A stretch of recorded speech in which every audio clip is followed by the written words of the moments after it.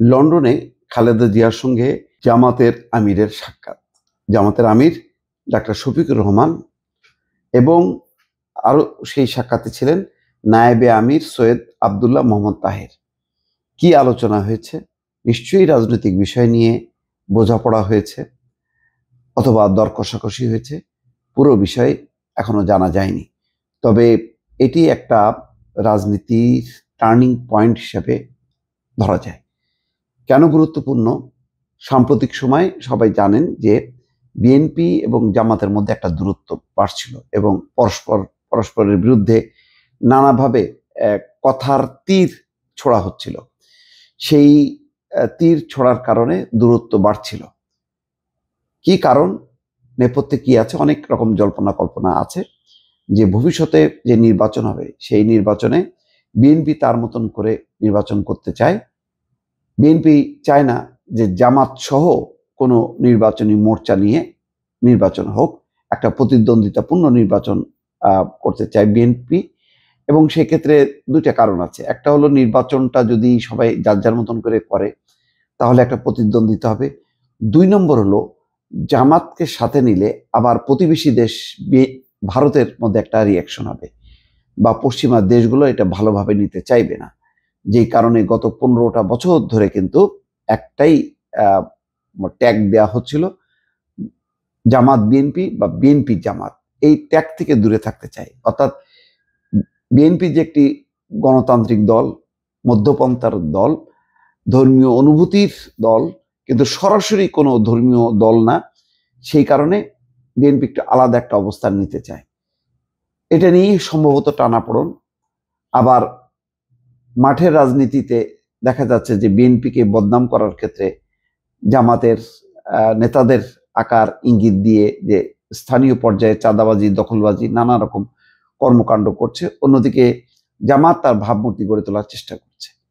এমন একটা অভিযোগের তীর সবসময় বেঁধানোর চেষ্টা করা হচ্ছিল জামাতের পক্ষ থেকে, যেটা বিএনপি ক্ষুব্ধ হয়েছে এবং বিএনপিও তার পাল্টা জবাব দিয়েছে। তাদের স্বাধীনতা মুক্তিযুদ্ধের অংশগ্রহণ, ক্ষমা না চাওয়া, নানা বিষয় নিয়ে উপস্থাপন করেছে। ফলে একটা দূরত্ব তৈরি হয়েছে। আবার অন্যদিকে দৃষ্টিভঙ্গির পার্থক্য আছে যে সামনে নির্বাচন নিয়ে। সেটা কি? বিএনপি চায় দ্রুত নির্বাচন আর জামাত চায় সংস্কার শেষে নির্বাচন। সেই নির্বাচনটা যদি বিলম্বিত হয় জামাতের কোনো আপত্তি নেই। জামাতের সাথে নতুন রাজনৈতিক দল এনসিপিরও একই রকম মতামত। আর বিএনপি চায় যে একটা সাংবিধানিক সরকার, গণতান্ত্রিক সরকার, নির্বাচিত সরকার, যার জন্য ইউনূস সরকারের উপর চাপ তৈরি করতে চায়, যেটা আবার জামাত চায় না। ফলে এই ক্ষেত্রেও একটা মতপার্থক্য আছে। সবাই জানে যে বাংলাদেশের প্রধান রাজনৈতিক দল বিএনপি, নির্বাচন হওয়া মানেই বিএনপি জয়যুক্ত হবে, এই ব্যাপারে কোনো সন্দেহ নেই। তো ফলে বিএনপি জয়যুক্ত হবে, সেখানে জামাতের লাভটা কি? জামাত সেই দর কষাকষি করতে চায়। জামাত কি বিরোধী দলে থাকতে চায় নাকি সরকারের অংশ হতে চায়? এটা নিয়েও তাদের মধ্যে হয়তো নানা রকম বোঝাপড়া। বা লন্ডনে বেগম খালেদা জিয়ার সঙ্গে যে সাক্ষাৎ, সেই সাক্ষাৎ অনুষ্ঠানে কিন্তু তারেক রহমানও ছিলেন। ফলে ভবিষ্যতের নির্বাচন এবং সরকার কেমন হবে, জামাতের অবস্থানটা কি হবে, এসব নিয়ে হয়তো একটা বোঝাপড়ার বিষয় ছিল, যেটা শেষ করে তারা জামাত ইসলাম তার রাজনৈতিক করণীয় ঠিক করবে।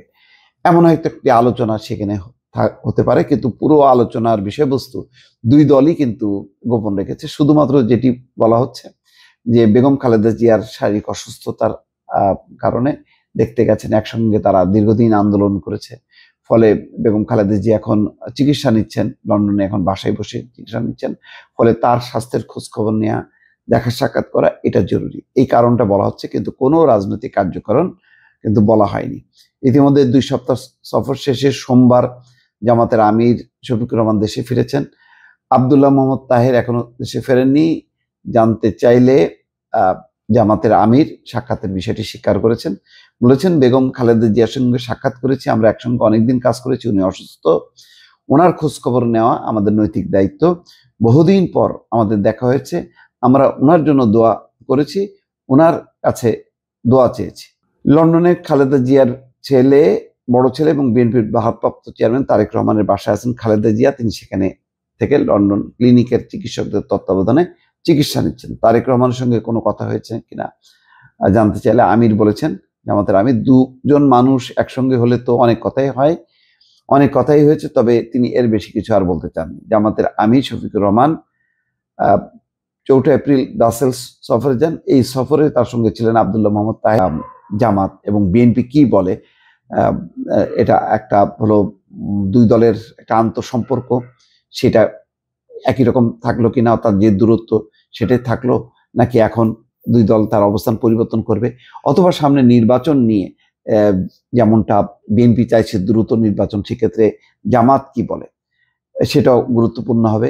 আর যদি একই সঙ্গে দেখা যায় যে তাদের নির্বাচন নিয়ে কথাবার্তা, তাহলে বোঝা যায় যে সামনে নির্বাচনেও যে বিএনপির যে বক্তব্য ছিল যে জাতীয় সরকার গঠন, সেক্ষেত্রে হয়তো একটা অগ্রগতি হতে পারে, অর্থাৎ নির্বাচনে বিজয়ী দল পরাজিত দল সবাই মিলে একটা সরকার গঠনের হয়তো পরিকল্পনা থাকতে পারে। তবে বলা যায় এই সাক্ষাতের পর থেকে কিন্তু রাজনীতির দৃশ্যপট পাল্টে গেল এবং সবারই নজর থাকবে যে আসলে কি হচ্ছে রাজনীতিতে।